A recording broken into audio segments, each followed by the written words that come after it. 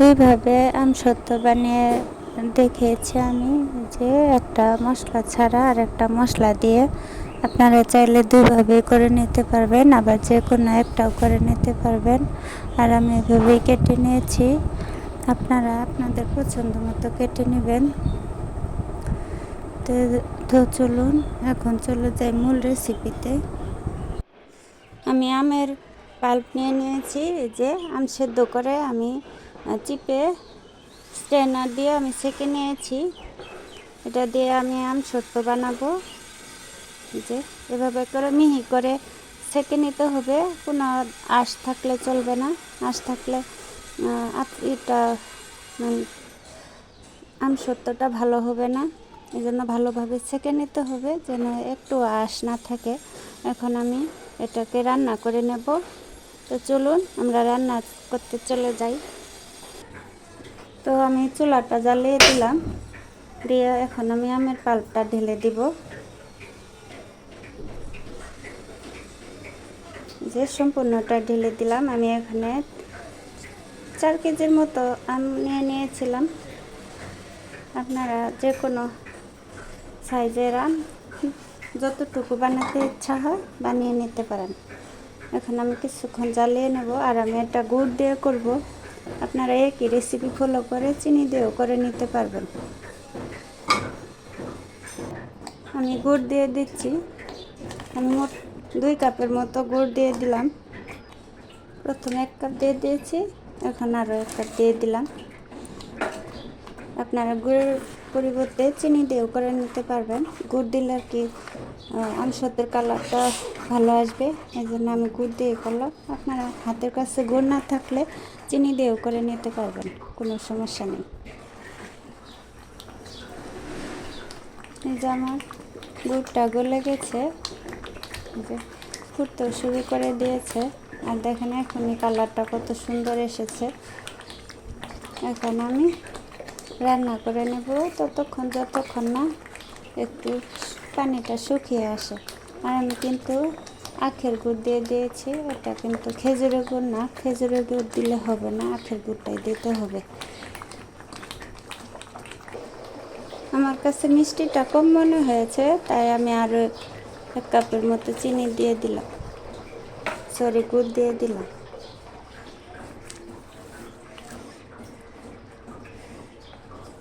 দিয়ে দিলাম হাফ চামচের মতো লবণ।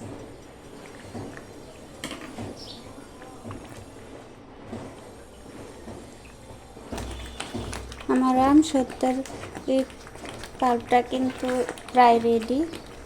আর অল্প কিছুক্ষণ জাল দিলেই হয়ে যাবে। যে দেখেন প্রায় রেডি হয়ে গেছে। আমি এখন অল্প কিছুটা তুলে রাখবো। তুলে আমি বাকি যেটুকু থাকবে সেটার মধ্যে আমি মশলা দিয়ে দেব। আমি একসাথে 2ভাবেই বানিয়ে দেখাবো।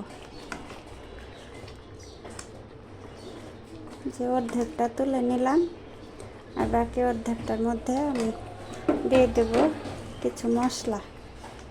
দিয়ে দিলাম মরিচের গুঁড়া, চিলি ফ্লেক্স 1 টেবিল চামচের মতো ভরে ভরে। আর দিয়ে দিচ্ছি পাঁচফোড়ন।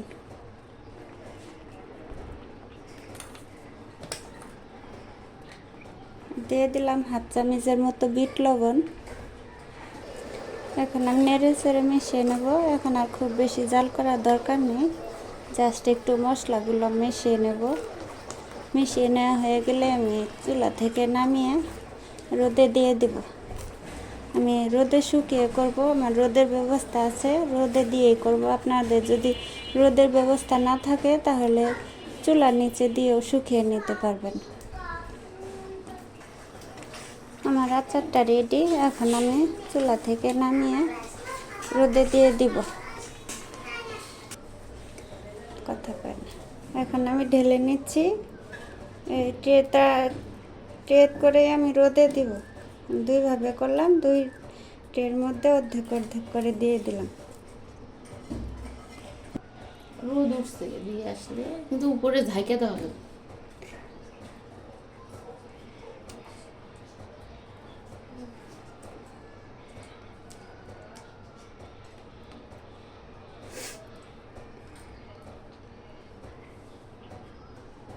এই যে একটা আমি এটাতে দিয়ে দিলাম, আর আরেকটা এই যে এটা আমি দুইভাবেই করে নিলাম।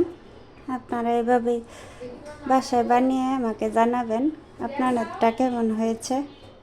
ফিরে আসলাম রোদে শুকানোর পর। এই যে আমার আমসত্ত্বটা একদম শুকিয়ে গেছে, আর শুকাতে শুকাতে দেখেন আমার কিছুটা আমসত্ত্ব খেয়েও ফেলা হয়ে গেছে। এখন আমি কেটে নেব, আমার পছন্দ মতো আমি কেটে নেব, আপনারা আপনাদের পছন্দ মতো কেটে নেবেন।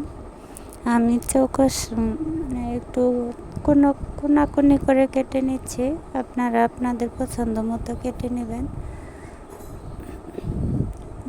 ডিজাইনটা আসলে যার যার পছন্দ অনুযায়ী করে নেবেন। এটা ধরা বাঁধা কোনো ডিজাইন নেই, যে যার যেভাবে পছন্দ সেভাবে কেটে নিতে পারেন। আমি মশলা দিয়ে যেটা বানিয়েছিলাম সেটা এভাবে কেটে নিয়েছি, আর মশলা সারাটা আমি একটু পরে দেখে দিচ্ছি কিভাবে করে নিয়েছি। তো আমার কাটা হয়ে গেলে এভাবে আমি তুলে নিচ্ছি। ছুরির মাথা দিয়ে একটু করে চাপ দিলে উঠে আসবে, আবার যদি হাত দিয়েও টান দেন তাহলে উঠে আসবে। আর যেহেতু নিচে তেল দেওয়া ছিল, তুলতে কোনো সমস্যা হবে না, যে কোনোভাবে তুলে নিতে পারবেন। এই যে দেখেন আমার আমসত্ত্বটা কেমন হয়েছে। এখন অপরটাও আমি তুলে নিচ্ছি। সাইডগুলো এভাবে ছুরি দিয়ে একটু ছাড়িয়ে নিয়ে টান দিলেই উঠে আসবে, পুরোটা উঠে আসবে। যেহেতু নিচে তো তেল দেওয়াই ছিল, এই জন্য তুলতে কোনো সমস্যা হবে না। আস্তে আস্তে সাবধানের সহিত টান দিলেই ছেড়ে আসবে। এই যে দেখেন আমারটা পুরোটাই ছেড়ে এসেছে, কোথাও একটু ভেঙে যায়নি।